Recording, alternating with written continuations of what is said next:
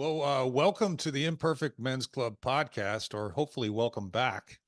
Today we're going to talk about something that stems from our previous series where we discussed our framework, our flywheel of life, the 5 areas of, and we're going to pick one for the next few videos. I'm not sure if we're going to do 3, 4, or 5 of these, Jim, but we'll figure that one out as we go. But they're all going to be starting in the middle of the wheel. If you can picture this, the self and self-awareness, which we talked about in the previous podcast. And then out from self-awareness in the self circle is worldview. That's one of our 5 areas of life. And then outside, further out in the wheel from worldview, politics. And even further out than that, we take a relatively conservative position. And of course, you know, Jim speaks for himself and I speak for myself. We don't agree on everything, and we do agree on some things. We both were kind of touched by this issue of diversity, equity, and inclusion. So we're going to talk about that today, but I wanted to put it in the context of the flywheel, the center of self, self-awareness, worldview, politics, conservative politics. And I think it'd probably be helpful if I just started off by reading the Wikipedia definition. Take that down if you would, Jim. You just blocked out my view. Sorry about that. All right. Diversity, equity, and inclusion refers to organizational frameworks which seek to promote, quote unquote, the fair treatment and full participation of all people, particularly groups who have historically been underrepresented or subject to discrimination. These are all in quotes, on the basis of identity or disability. These 3 notions together represent 3 closely linked values, quote unquote, which organizations seek to institutionalize through DEI frameworks. I have a difficult time reading that without laughing. I don't know about you, Jim, but I'm looking forward to talking about this. Yeah, I do as well. Again, I think going back to what you started off with is important, is how this belongs to our framework, and we refer to it as the flywheel, right? The flywheel, and the centers are self, and self-awareness is everything. Starts with self-awareness, and then it's self-evaluation and so on. But I believe that worldview affects us a lot more than we realize, and I'll speak for myself in just the last what is it now, 17 days, because I'm on I got off all YouTube media videos, because I would find myself wasting time, hours at a time, watching the same thing over and over again. And I realized how irritated I became. And then also how, the media is designed to irritate you. That's what their job is, to get you to stop thinking about what you're doing and listen to them. And then of course, listen to their commercials, whatever crap they're trying to sell. So I think this is definitely a worthwhile topic. And it also is something that is very related to our framework, a worldview. You mentioned politics. You're right, politics, and then the subcategory of that is conservative and liberal, Democrat, Republican. We have our own positions on that. I think we align in most areas, but of course they're different. But also, let's not forget about our childhood and our experiences and how that affects our perspective in regards to DEI or other groups. And so let's get into it. Yeah, I just popped up the definition of equity as well. The state or quality of being just and fair. And it strikes me that the word justice is thrown around a lot incorrectly. Like, what is justice? Because personally, I don't know about you, Jim, but I don't think anybody should be seeking fairness. The world is not fair. It never has been. Life is not fair. To pursue something just because it seems to be fair or more just, I don't know. There's just a lot of room for error in there. I don't know. I think, to add to what you're saying, Mark, who gets to decide what the definition of fair treatment is, or like who made themselves the authority or the thought police that gets to capture others' thoughts and determine whether they're right or wrong?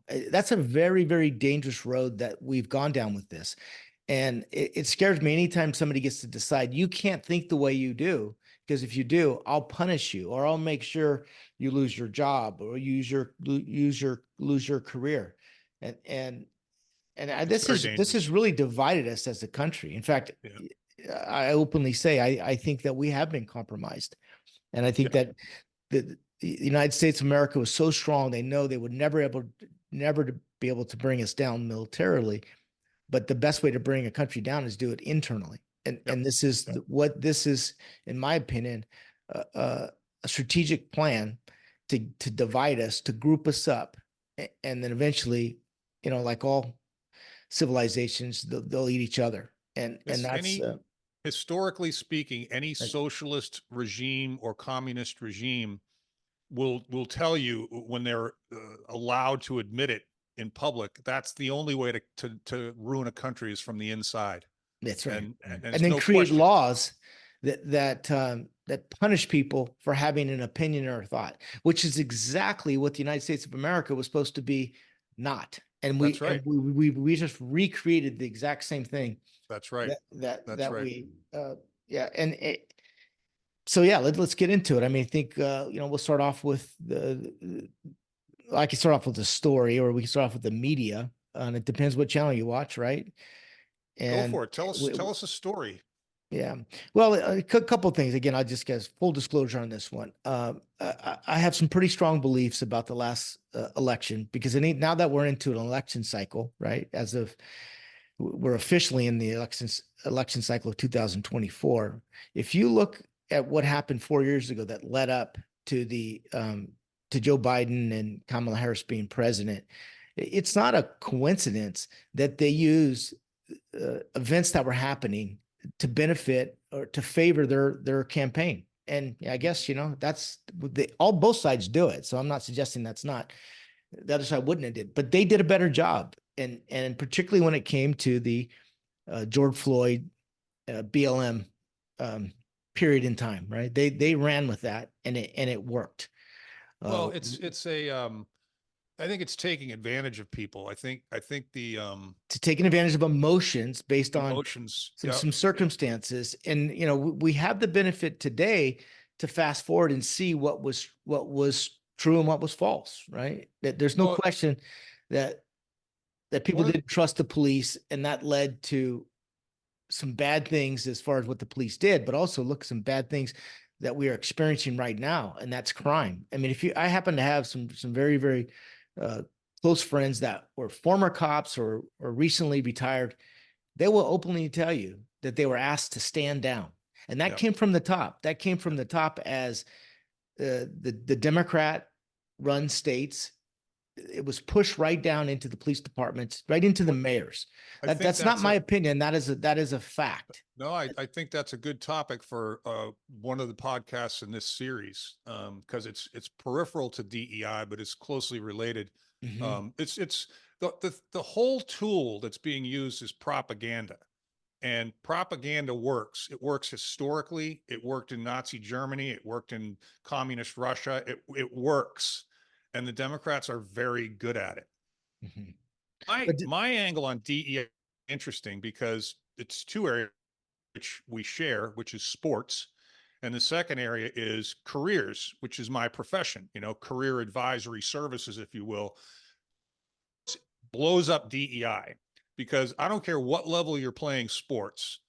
If you're a rational human being that wants to win, you're going to pick the best people. You don't give a shit what they look like. You don't care what their gender is. You don't care you might care what their gender was. Mm-hmm. You don't care what their race is. That's another peripheral issue, that whole gender guys playing girl sports. That's another potential issue. But I was a basketball guy and a baseball guy. So I was either a 5 guys or 9 guys. Mm-hmm. And it ran the gamut. And I grew up in a pretty white town, but we had Italians, we had Portuguese, we had a black guy. I want the fastest guy, A black the best guy, is that what hitter. you said? That you said we had a black guy. Yeah, well, we did. We just and that was from that was I'm giving you a hard time because you said no, we have a as in one. It's interesting. We had one black family in the town, and then when I was like a sophomore, they started busing in Boston, and so they would bus kids. That's right. That's and about that time. I had a player, a black guy. I even remember his name, but I won't mention it. He was good. He was a nice guy too. Yeah. but he was on the basketball team as a result of Yeah. that. So we've made attempts to create fairness by being discriminatory, right? Yeah. That's what affirmative action is. It's racism, right? Yeah. So, and you know, there was a point in time that I can go back to. I was just being born, you know, 1960, 61, when it kind of made sense. Okay, well, you know what? These people got beat up for a long time. Let's do some things that might give them a step up. And all that we've discovered as all this time now has elapsed and we have all this data is we just broke up the African American family. We took fathers out of the African American family. We went from 20% or from 70% fathers in the homes to currently 20%. So Yeah. it had the opposite effect of what it was intended to do. Yeah, And like I that's what said, that's we what can go down DEI this is. rabbit hole, and we should, but I do appreciate something. I think just right away, and this is just my own, I think, being disclosing my own bias. Right? Why did we mention DEI, and I went straight to George Floyd? So that just goes to show you, call that unconscious bias or whatever else. But what are we really talking about? I think that's an individual question. First thing that comes to my mind is how we grouped everybody, we divided everybody, but not everybody would agree that DEI includes what I just referred to, and that was one group of a group, right? And here's another thing. Again, I think I speak from. I was having a conversation with my sister because obviously we grew up in the same area at this relatively the same time, which was rather diverse, and we know that we have kind of a naive perspective on different groups because they were our friends. In fact, one of my very, very good friends that we were co-captains of that of our high school football team together, still a very good friend. He came to our house and learned, and I, knew his mom and dad. It was just so normal. It was just, he wasn't a black guy to me. He was my friend. And Yeah. I found out later on that's not how everybody else thinks of things. So full disclosure, I have maybe some unrealistic perspective on some of these issues. No, But I appreciate your context. I think that, but so is mine. I mean, I grew up in a town that was virtually 100% white, mhm, and both of my parents, neither one of them was racist at all. They believed in my upbringing came from Catholicism, fairness, forgiveness, treat everyone like you want to be treated, put yourself in the other man's shoes. This is saying human beings are all the same. They should be treated all the same. That doesn't mean everybody has the same opportunities. Some people have access to more opportunities than others. And that's what I think the discussion should be about. Again, mhm, going back to the root problem. If not enough African American people are working in a particular industry, instead of saying it's because of racism, why don't we say, let's figure that out? And what mhm, we might conclude is things like, well, for instance, more women are teachers and nurses because they're more nurturing. It's their mhm, human nature. It's got mhm, nothing to do with their gender. It's the mhm, fact that their gender's human nature is to be more nurturing. That doesn't mean teach or be nurses. It's just going to be a lot lower percentage of the population. And there's no reason to force that percentage one way or the other. Just let it happen. mhm, Get back to where do these opportunities come from? They're initiated, in my estimation, in the home as a child, and then they become more developed in school. So if we need to focus on getting the families back together, let's talk about that. If we need to focus on improving education in underprivileged neighborhoods, let's focus on that. But when you let people get to adulthood with all of their worldviews and biases already embedded in their DNA, and then you go, stop, we were just kidding. Let's do that. Let's do this. You're mhm. pushing human nature and suggesting that you can, with policies, that you can change human nature. Yeah. No, you can't. Yeah.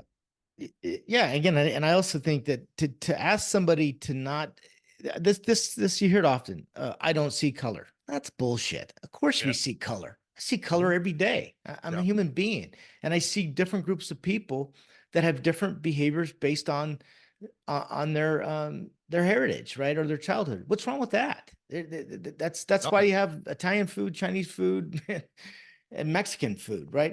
We should be, I guess maybe I was taught to celebrate that, not to hold them lower as second class citizens. That just, and I somehow that's, it's like a get even. I don't know what's going on with this. I don't know what they have accomplished, but I don't think they've accomplished anything with this so-called movement of DEI. Maybe it's brought some awareness to it, but personally, Mark, I believe it set us back 15 years. I really Yeah, do. totally agree. And back to one of my original premises is the sports.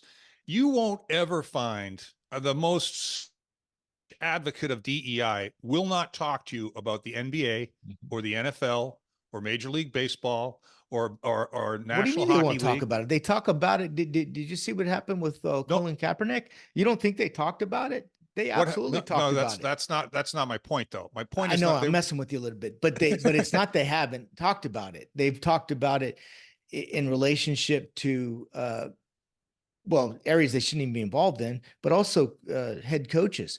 There's some great head coaches that happen to be African American. Big deal. They Oh, earned the dude, I job. read an article a Yeah. couple years ago, and this is what they do with the numbers all the time. They shy away from them when they don't make sense, and they bring Yes. them in when they support the argument. It Yeah. was like I can't remember the exact numbers, but it was since 1998 there have been 13 African American coaches in the NFL. Hmm. And then, but what they don't share is since 1998 there have been X number of overall coaches in the NFL, and the percentage of black coaches was 13%, which is exactly the percentage of black people in the population, I am including women. so glad that you brought that up because I do think if you're going to use math one way, you have to be the other way. So It has to work. what is it? Is it to even things out based on a mathematical calculation? Okay, because the population is like you said, happen to be it's 12 to 13% of the American population is African American. And by the way, we need to move on. I don't want to make it just about African American or what we want to call it, but if that's the scoreboard and everybody has to be divided up, but that's not realistic. And that's what it No, it's seems like. not. You've got a group of people that have taken this position that if until it's this way, then it's not fair. Well, what's that? Think about this, Jim. I'm asking this rhetorically. What's the end game of this? What are There we? is no end game. That There is it's no. in my opinion, it's turned into division, confusion, reverse racism to some degree. You talk about Yep. one group that can Yep. openly be discussed as white males. You could say anything you want about a white male Yep. right Yep. now, a white straight male, and at this and there's no boundaries any longer. No, Which I've said this to you. I've said this to you once or twice before, and it's becoming one of my favorite sayings just because of what we're talking about. I am a white Catholic Irish conservative man. now you left one thing out: What? straight. Straight. As far Oh. as I know, you're straight. It was an Okay. assumption. Throw that one in. It is a correct assumption. Not that there's anything wrong with that. But no, I'm telling you, it's one you have to No, include no, because no, you're right. You're if right. you No, were gay, you'd get a pass on everything else. probably. Well, Yeah. my statement at the end of that statement is, and you know what else that tells you about me? Not a fucking thing, and that's Yeah, it back to does. you. It tells me a lot. It tells me you're Catholic. It tells me you're straight. I disagree. It tells me a lot about you. Yeah, well, you know where I'm going with that. I do. I'm It's messing with you, I know but it but also makes a point, right? it's back to Yes. your group. It's back to your group thing. That's exactly what's going on. The people that are in power right now are not interested in individuals with strong opinions that don't agree or align with theirs. They're not interested in free speech. They're interested in doing things that will take control away from the individual and give control to the entity, the government. That's Yeah. the plan. So I got to this conversation I had with it's my older sister, but she's pretty involved in this. I would consider her an expert in this area about kind of next level thinking, big stuff, right? And she wrote an article recently. I need to get a copy of it, but the article was about how Martin Luther King birthday celebration was this past Monday, right? Mm-hmm.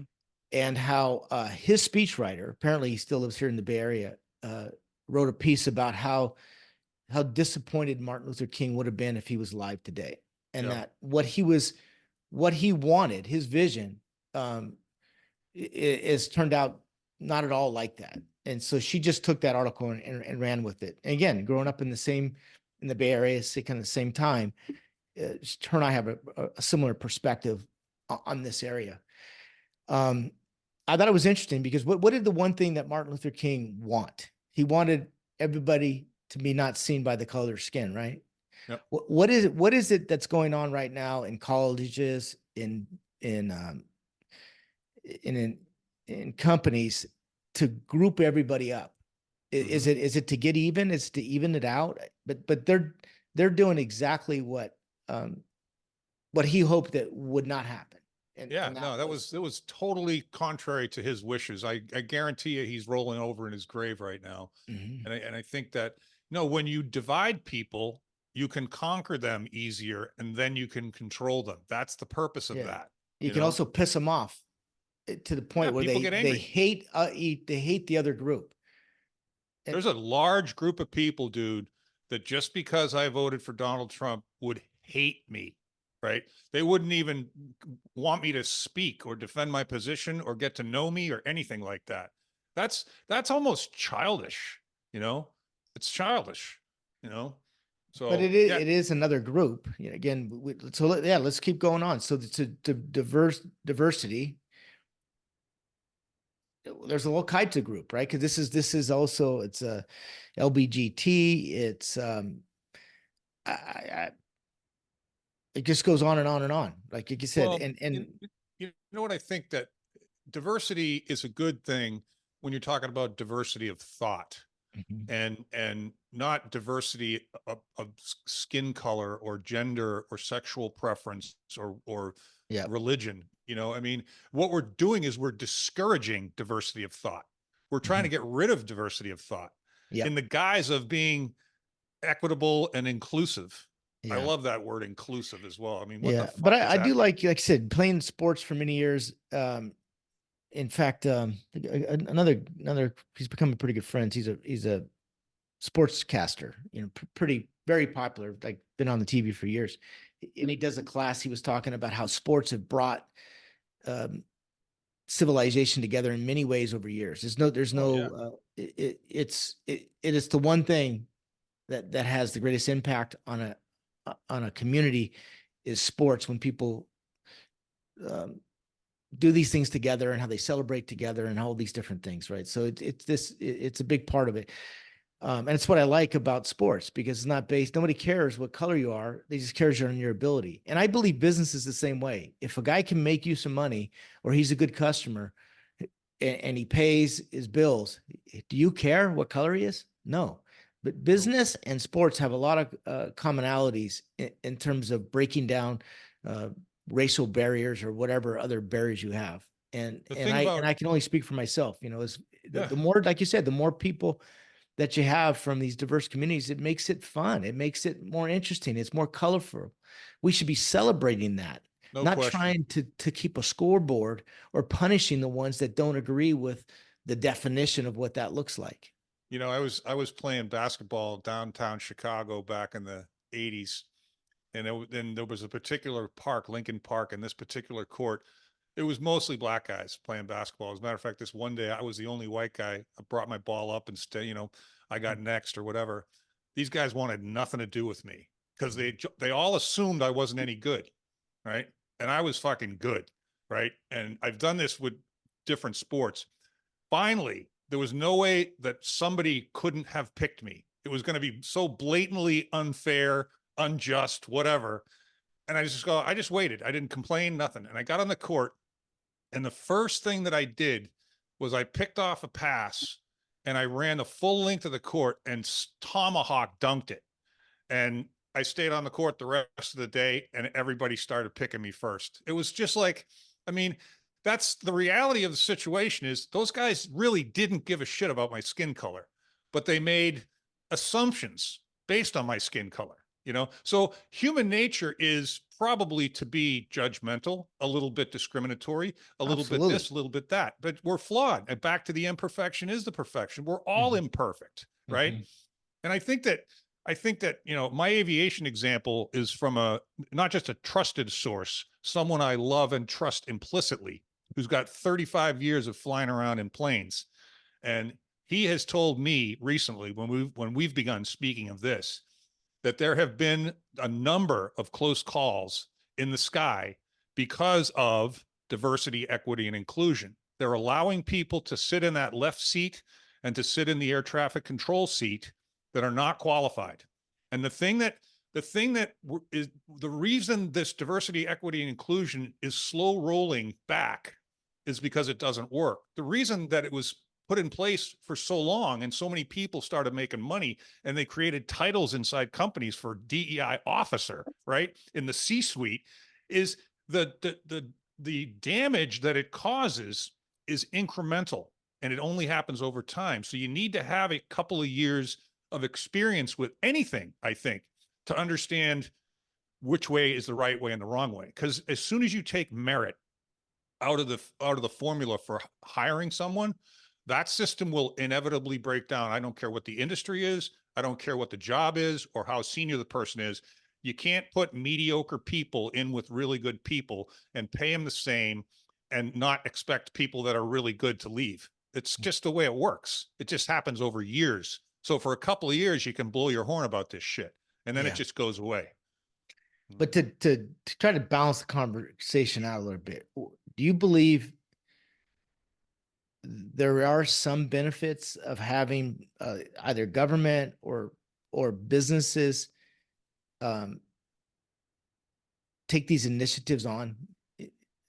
Let's just try to balance it out. I had a conversation again with somebody that has a degree in this area and that is actually doing a workshop or something, and we were talking about it because I was trying to get trying to get a personal story out of it, because we all have our personal stories, and her story is unique like everybody. Everybody, in my opinion, has been discriminated against one way or the other, right? Mm-hmm.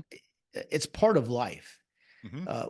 When business or government gets involved and gets a little scary to me. I think the market will fix those problems better than anything else. And if you're not catering to a certain group and you're losing business, that's your problem. You'll be out of business. Or if you're not hiring the best people because you have prejudice against one, then you may not getting the best people. So, but what good do you think has come in the last, let's just say 50, 60 years? Because this does also, a lot of this starts with it was Kennedy, and then it was his vice president, LBJ, that implemented a lot of these programs. The timeline. What good has come from it? Some of these programs. Well, This is at the national and federal level.